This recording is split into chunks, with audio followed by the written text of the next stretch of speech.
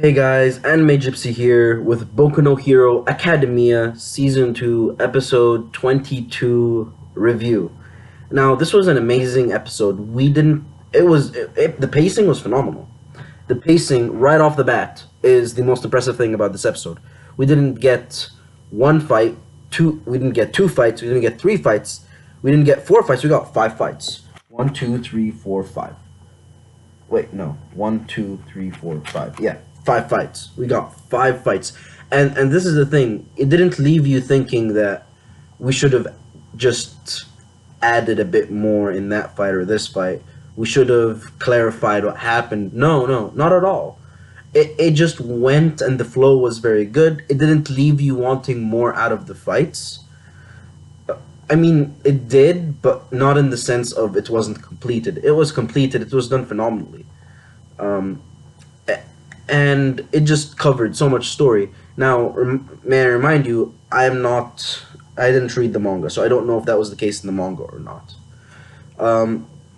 Alright, so in terms of story progression, each one of those fights counts as a point in story progression. So 5 different points in story progression. The first fight was Team Ayoma and Uraraka. I know I butchered that guy's name. The naval laser guy, the guy that could shoot lasers out of his belly button and apparently knees now, versus 13. Now, honestly, the more I see Boku no Hero Academia, the more I think that Oyama is becoming more and more of a useless character. I have not seen a single point in significance when it comes to that character. Not one time did I ever think, oh, it's a good thing this character is here. Not a single time. Just the writing in the manga and anime, I just, of this character is just atrocious in my perspective. But, you know, he's not the only thing about this particular point in story progression. You have Uraraka, who demonstrated her training with Gunhead, and it showed that basically she's now able to think fast in situations like that. But another thing I think we should all point this out, that if 13 hadn't closed his black hole portal, like Uraraka would be dead right now. She's only alive because of his mercy, obviously. So this is not to say that this is not to say that Mr. 13 is weaker than Uraraka. No, Mr. 13 is still leagues above her skill level right now. He's just far above her, and this fight doesn't prove anything. And if you guys remember, he had like 1 time his weight on him during that fight as well, so we should keep that in mind. Overall, it finished. That was a quick that was the quickest fight. It probably took like what, 2-3 minutes to finish. No, not even that. 2 minutes. 2 minutes max. You had that one scene with Ayoma telling Uraraka, "Hey, you're thinking about Izuku right now, right? Right?" She gets all blushy, and that pretty much confirms that she's into some of that Midoriya. Yeah? Alright. So, that's all I have in that certain point in story progression. The next point is Team Ashido and Kimawari versus Nezu. Now, since before this episode, I was dying to find out how that how that principal Nezu is gonna fight, because in my perspective, my initial impression on this guy is that he's gonna be quick. He's gonna do some quick maneuvering. He's gonna hit him like that, hit him hard, hit him fast, and they just won't stand a chance in terms of his mobility and his striking ability. But I was wrong. I'm not saying he doesn't have that. I'm just saying that's not what happened this episode. I was wrong because I did have high hopes for him, but apparently they weren't enough. What I had in my mind wasn't enough. This guy, Nezu, wipes the fucking floor with them without even standing up. This guy straight up uses a fucking crane and calculates the damage so that he could attack them indirectly using the crane, using complex calculations in his head, where like, okay, so this falls in this angle, hits that building has debris that falls, that debris crashes into that pipe does this, and then you have a whole clusterfuck in this area blocking that. And then I would move this here so that at the end the big boulder would fall uh, right above Ashido. Like this guy. This guy was like fucking Nezu. Jesus Christ. That was an insane fight. Actually, it's not even fair to call it a fight. No, this wasn't a fight. That was a slaughter. It was. I'm not even sure if I should be calling it a slaughter. It was that bad. The guy didn't even stand up. And I am 100% sure that I'm going to be reading more about him, because after the season's over, I'm going to get caught up with My Hero Academia via manga. Now, that aside, in terms of impressive feats by either one of those two, there were absolutely none. And I'm pretty sure whoever was going to go against the principal was going to get their ass handed to them real bad. Next, we have Team Kuji, Koda, and Kyoka Jiro versus Mike. Now, I have been dying to know what Koji's ability was, because this was a character that was this shy guy in the background that we didn't get to see a lot of, but I fucking knew there was some significance with this guy, because it's always the quiet ones in the back that you have to look out for. I'm just saying, you know. It was the same thing with Togeyama. Ah, fuck. You know who I'm talking about. Where he was this quiet guy we didn't see that much of, and then all of a sudden, Dark Shadow just obliterates in the tournament, kicks Yayorozu's ass. Easy.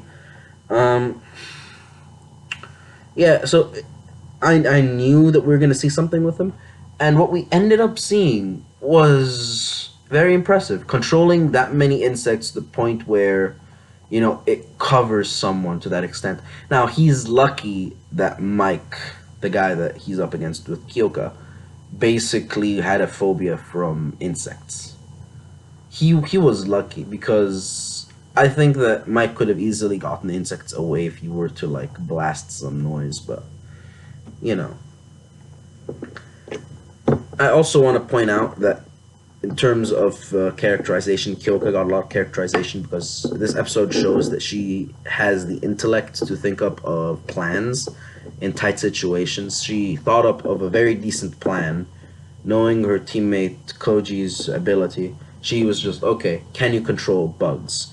She calculated in her head that sound does not travel well underneath the ground, and bugs would be able to easily maneuver around him. That would be the only thing they'd be able to get to. And this was all while she was being hit by Mike's attack. Like, Mike was impressive. Mike was very impressive. I want to see Mike versus a pro villain. I want to see that fight. That fight would be beastly, especially if it's a villain with I want to see a villain that utilizes like close combat against Mike, because I think that's his weakness. When you get close enough, you can't really, you know, shoot that beam in the same way. You can't really maneuver. You can't really maneuver yourself to attack well, you know, that sort of stuff. That aside, we get to see, in terms of story progression, a lot of grit from Kyoka as well, because, may I remind you, her ears were bleeding. Her ears were bleeding. Her ears. Fucking.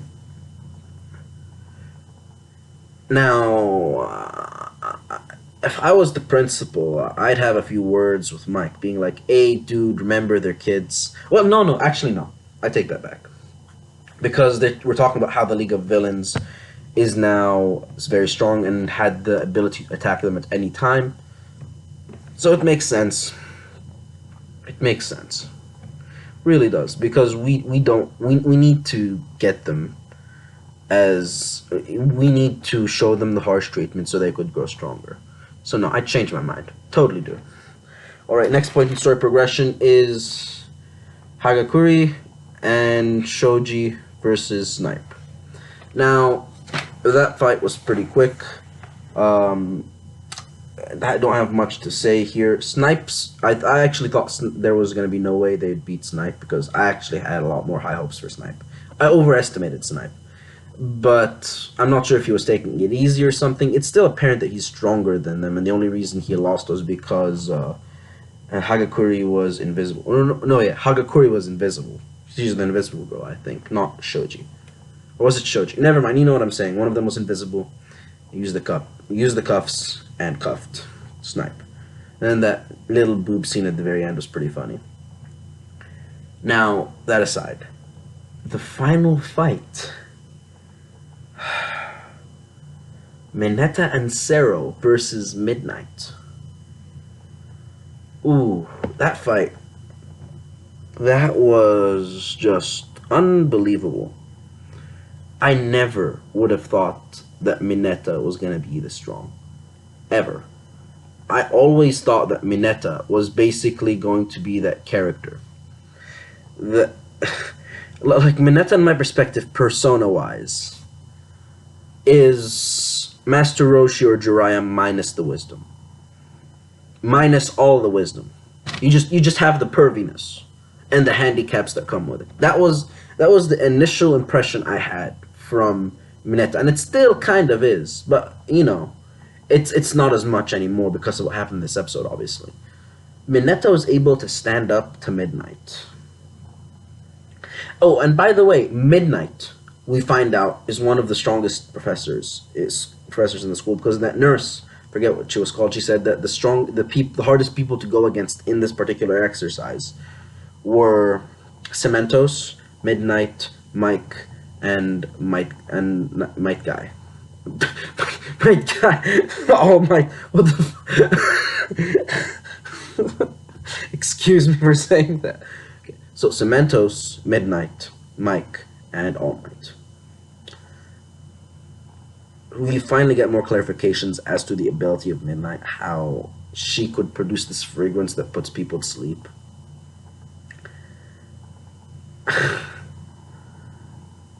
Yeah, that was impressive. It was very impressive.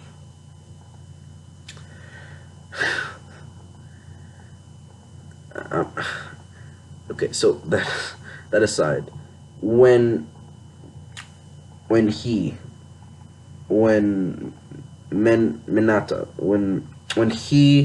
used this grape rush move, my mind blew. Legitimately, my mind fucking blew. My mind was everywhere. There was brains all over the ceiling and shit. Like, I could not believe my eyes. My eyes popped out of my head, popped out of the socket, and like just right in front of the screen. Like, what the fuck is this? What is this? I have to admit, I underestimated him. I really did. I thought he was going to be the first one out. When I heard that Sero lost to Midnight and was basically asleep on her knees, I was like, okay, this is going to end pretty easily.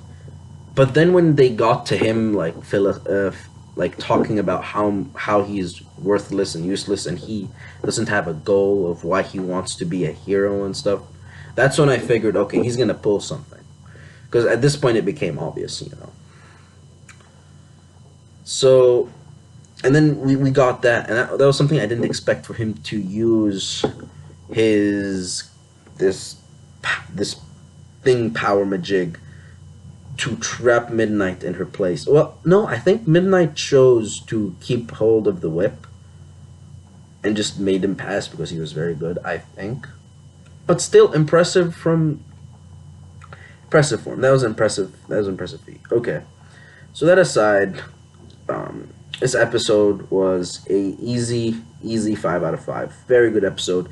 Excellent pacing, excellent animation, excellent characterization for all the teachers. We get characterization for 13, we get characterization for Mike, who, by the way, is kind of well, not sadistic, but he doesn't have that mercy feel because you see him going all out against Kyoka, or at least that's what we think.